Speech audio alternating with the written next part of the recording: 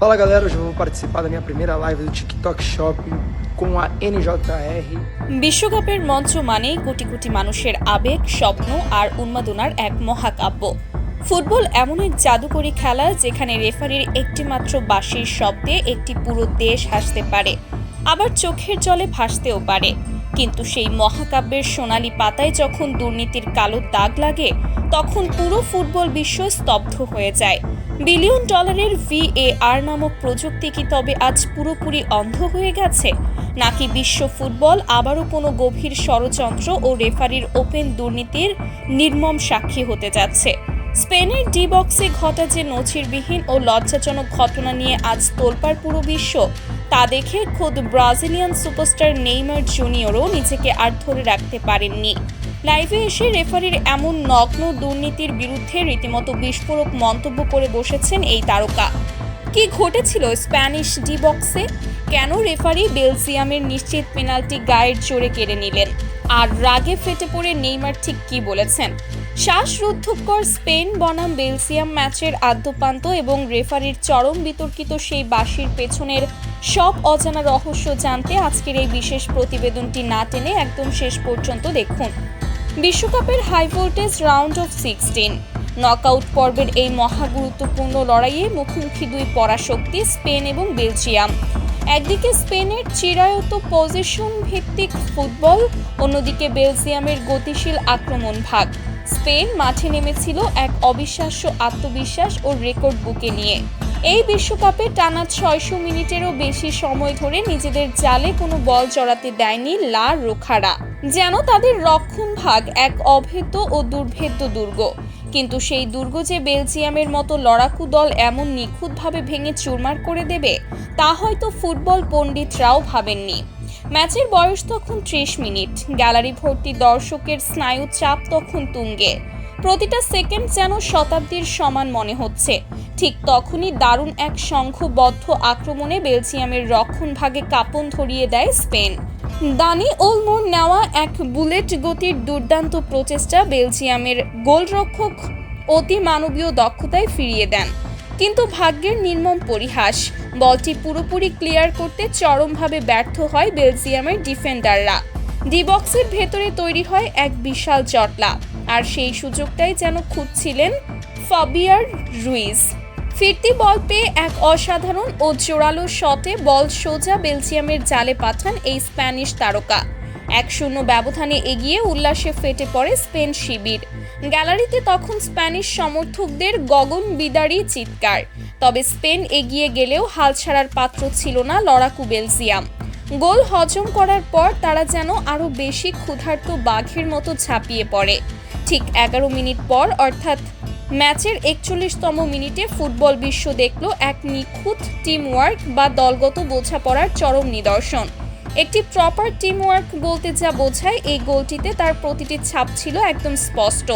ডান প্রান্ত থেকে তিমোথি কাস্তানিয়ের পা থেকে উড়ে আসা এক জাদুকরী ক্রসে শূন্যে ভেসে অসাধারণ এক হেডে স্পেনের জালে বল জড়ান চার্লস ডি কেটেলার।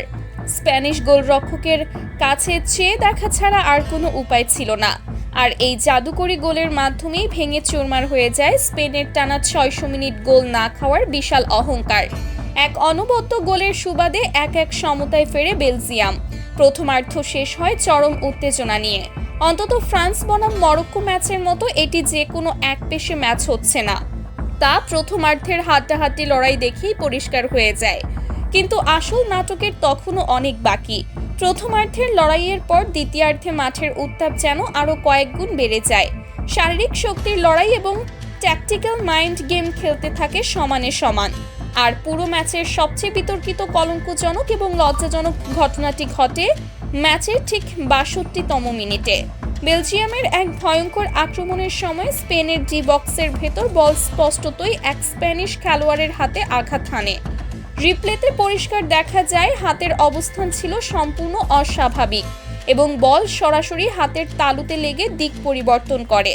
মাঠের প্রতিটি দর্শক, ধারাভাষ্যকার থেকে শুরু করে বেলজিয়ামের খেলোয়াড়রা নিশ্চিত ছিলেন যে এটি একটি শতভাগ পেনাল্টি। কিন্তু সবাইকে বোকা বানিয়ে দিয়ে রেফারি পেনাল্টির বাঁশি বাজালেন না। তিনি হাত নেড়ে খেলা চালিয়ে যাওয়ার নির্দেশ দেন। বেলজিয়ামের তারকা স্ট্রাইকার রোমেলু লুকাকু রেফারির এই সিদ্ধান্তে রীতিমতো স্তব্ধ ও হতবাক হয়ে যান। তিনি ছুটে গিয়ে বারবার রেফারির কাছে আবেদন জানাতে থাকেন, অন্তত একবার VAR মনিটরের দিকে যাওয়ার জন্য আকুতি জানান। কিন্তু রেফারি যেন কানে তুলো দিয়ে মাঠে নেমেছিলেন, কোনো কথাই তিনি কানে তুললেন না। এমনকি VAR রুমে বসে থাকা কর্মকর্তারাও কেন রেফারিকে রিভিউ করার নির্দেশ দিলেন না তা নিয়ে তৈরি হয়েছে বিশাল রহস্য। নকআউটের মতো এত বড় মঞ্চে, যেখানে একটি গোলের জন্য পুরো ম্যাচের ভাগ্য এবং একটি দেশের স্বপ্ন বদলে যেতে পারে, সেখানে রেফারির এমন স্বৈরাচারী আচরণে রীতিমতো হতাশ ও ক্ষুব্ধ হয়ে পড়ে পুরো বেলজিয়াম দল। নিশ্চিত একটি পেনাল্টি থেকে বঞ্চিত হয়ে এগিয়ে যাওয়ার সুবর্ণ সুযোগ হারায় তারা। ডাগআউটে থাকা বেলজিয়ামের কোচিং স্টাফরাও রেফারির এই আচরণে ক্ষোভে ফেটে পড়েন। আর এই জঘন্য রেফারিংয়ের ঘটনা চোখ এড়ায়নি ফুটবল বিশ্বের রথী মহারথীদেরও। ম্যাচ চলাকালীনই সোশ্যাল মিডিয়ায় প্রতিবাদের ঝড় ওঠে। সবচেয়ে বড় বোমাটি ফাটান Brazilian poster boy Neymar junior. নিজের লাইভ স্ট্রিমে রেফারির এই বিতর্কিত সিদ্ধান্তের তীব্র সমালোচনা করে ফেটে পড়েন তিনি। নেইমার নিজে বিশ্বকাপে অনেকবার ইনজুরি এবং বাজে ট্যাকলের শিকার হয়েছেন, তাই ফুটবলের প্রতি অবিচার দেখলে তিনি চুপ থাকতে পারেন না। অত্যন্ত ক্ষোভের সাথে তিনি বলেন, এটি ফুটবলের জন্য এক চরম লজ্জাজনক দিন। এটি দিনের আলোতে ডাকাতির মতো। চোখের সামনে এত বড় একটি হ্যান্ডবল কিভাবে একজন রেফারির চোখ এড়িয়ে যায়? VAR প্রযুক্তির পেছনে ফিফা কোটি কোটি টাকা কবে কিসের জন্য খরচ করেছে? VAR প্রযুক্তির পেছনে ফিফা কোটি কোটি টাকা তবে কিসের জন্য খরচ করছে? এটি কোনো মানুষের সাধারণ ভুল নয়, এটি সরাসরি রেফারির ওপেন দুর্নীতি। নেইমার আরও যোগ করেন, আমি নিজে বিশ্বকাপ খেলেছি, আমি খুব ভালো করেই জানি একটি রেফারির ভুল সিদ্ধান্ত কিভাবে একটি দলের 4 বছরের ঘাম ছড়ানোর স্বপ্নকে 1 নিমিষে ধূলিসাৎ করে দেয়। বেলজিয়ামের প্রাপ্য অধিকার থেকে তাদের যে নির্লজ্জভাবে বঞ্চিত করা হয়েছে তা কিছুতেই মেনে নেওয়া যায় না। ফিফাকে অবশ্যই এই রেফারিংয়ের জবাবদিহি করতে হবে, নইলে ফুটবল থেকে সাধারণ মানুষের বিশ্বাস চিরতরে উঠে যাবে। নেইমারের এই বিস্ফোরক লাইভের পর পুরো ফুটবল বিশ্বে এখন রেফারির সেই সিদ্ধান্ত নিয়ে তুমুল সমালোচনা চলছে। প্রিয় দর্শক, ম্যাচের 62তম মিনিটের এই হ্যান্ডবলটি নিয়ে আপনার কি মতামত? সত্যি কি সেটি পেনাল্টি ছিল? রেফারির VAR চেক না করার এই হঠকারী সিদ্ধান্তকে আপনি ওপেন দুর্নীতি বলবেন, নাকি নিছকই একজন রেফারির চোখের ভুল? নেইমারের এই সাহসী প্রতিবাদের সাথে কি আপনি একমত? আপনার অত্যন্ত মূল্যবান ও সুচিন্তিত মতামত অবশ্যই আমাদের মন্তব্যের ঘরে লিখে জানান। ফুটবল দুনিয়ার সব এক্সক্লুসিভ, চাঞ্চল্যকর ও রোমাঞ্চকর খবর সবার আগে পেতে আমাদের চ্যানেলটি সাবস্ক্রাইব করে বেল আইকনটি বাজিয়ে রাখুন।